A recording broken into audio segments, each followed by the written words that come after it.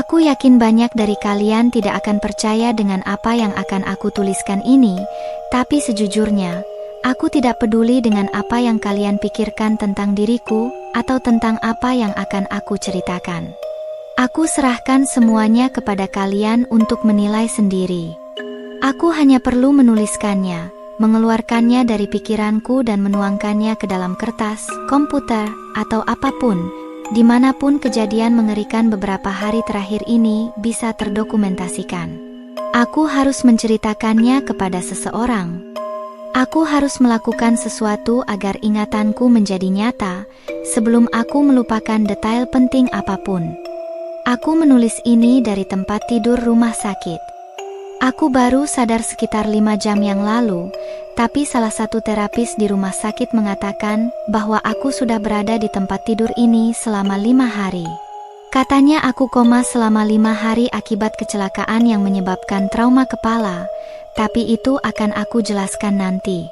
Semua kejadian yang berujung pada kecelakaanku dimulai setelah aku menyaksikan sesuatu yang aku kira sebagai percobaan bunuh diri saat perjalanan pulang dari kampus. Setidaknya, itu yang aku pikirkan pada awalnya.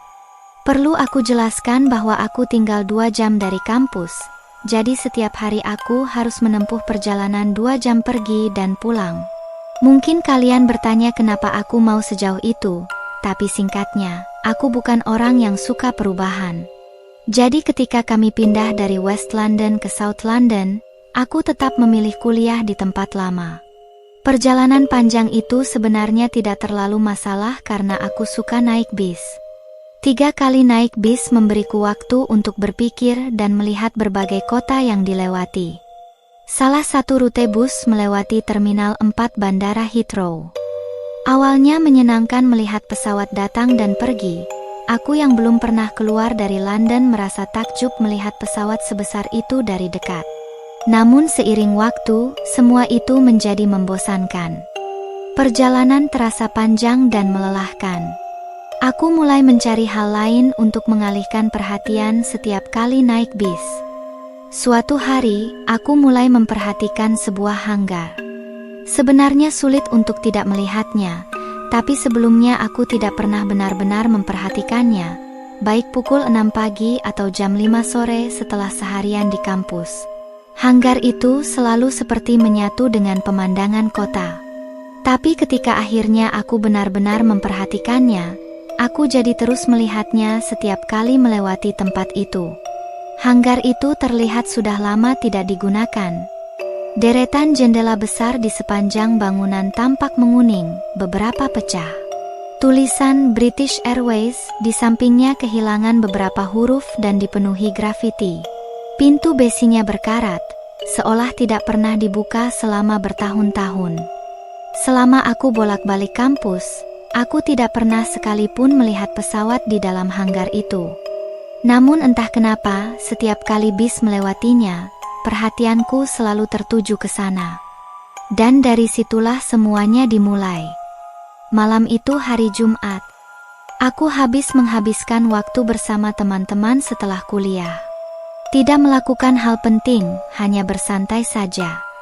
Saat perjalanan pulang, aku sangat lelah. Ketika bis melewati hanggar itu, aku fokus pada satu jendela di tengah. Karena sering menghitung jendela saat bosan, aku tahu itu adalah jendela nomor 16 dari total 32. Bus melambat karena macet, dan posisiku sejajar tepat dengan jendela itu. Jendela itu sebagian pecah dan lebih kusam dibanding yang lain. Saat aku memperhatikannya lebih dekat, aku melihat ada sesuatu bergerak di baliknya. Awalnya aku mengabaikannya. Mungkin hanggar itu memang masih digunakan. Tapi ini jam 8 malam. Aneh jika ada seseorang bekerja sendirian di sana. Bayangan itu bergerak ke kiri dan ke kanan, lalu tiba-tiba berhenti. Aku mendekatkan wajah ke kaca bis. Dan saat aku melihat lebih jelas, orang itu tiba-tiba menerobos keluar dari jendela. Aku tersentak kaget. Dia berpegangan pada sisi jendela, melihat ke bawah. Dia tampak panik, tertekan. Jantungku berdegup kencang. Aku merasa ada sesuatu yang sangat salah. Bus mulai bergerak lagi, berbelok melewati hanggar.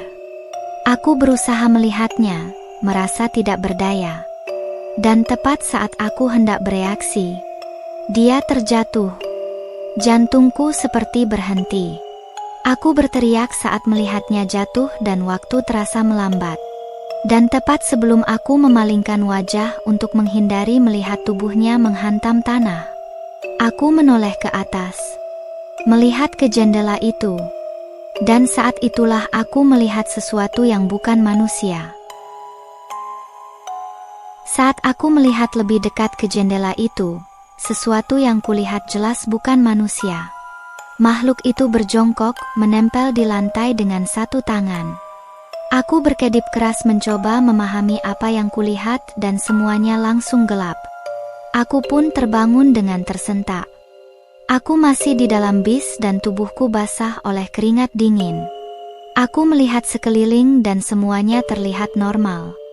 Seorang wanita muda menenangkan dua anaknya. Seorang remaja mendengarkan musik keras dengan headphone. Seorang pramugari dan seorang pria tua yang menatapku aneh. Aku tersenyum canggung dan aku mencoba menarik napas panjang. Cuma mimpi, pikirku. Mungkin efek ganja yang kuhisap bersama teman-teman tadi. Aku memasang earphone dan melanjutkan perjalanan, mencoba melupakan semuanya. Tapi, mimpi itu tidak pernah benar-benar hilang. Beberapa hari setelahnya menjadi sangat mengganggu. Aku terus memikirkannya dan semakin lama, aku mulai merasa ragu. Apakah itu benar-benar mimpi? Atau aku benar-benar melihatnya? Aku begadang setiap malam mencari jawaban di forum paranormal, cerita iblis, dan hal-hal gelap lainnya. Tidak ada hasil. Namun sebaliknya, mimpi burukku semakin sering, semakin nyata. Aku mulai berjalan dalam tidur lagi, sesuatu yang tidak kulakukan sejak kecil. Dan perlahan kewarasanku mulai runtuh. Malam sebelum kecelakaanku adalah yang terburuk. Aku terbangun di dini hari dan suara kaca pecah terdengar dari bawah. Aku membeku. Lalu terdengar suara cakaran, seperti kuku panjang menggores lantai kayu. Semakin dekat. Naik ke tangga. Jantungku berdegup liar. Langkah itu berhenti tepat di depan pintu kamarku. Aku tidak berani melihat dan aku memejamkan mata sekuat mungkin. Berharap apapun itu pergi. Tapi itu tidak pergi. Aku mendengar kukunya menyentuh gagang pintu. Suara gesekannya yang mengerikan seperti kuku di papan tulis. Air mataku mulai mengalir dan pintu terbuka perlahan. Makhluk itu masuk. Aku merasakan napas panasnya tepat di wajahku, hanya beberapa inci dari wajahku, seolah neraka itu sendiri berada tepat di hadapanku. Kukunya kini menyentuh dahiku, mengelus wajahku. Terasa kasar seperti amplas dan tajam seperti pisau. Aku menahan rasa sakit saat ia menyentuh hingga ke daguku. Lalu ia mendekat ke telingaku dan berbisik.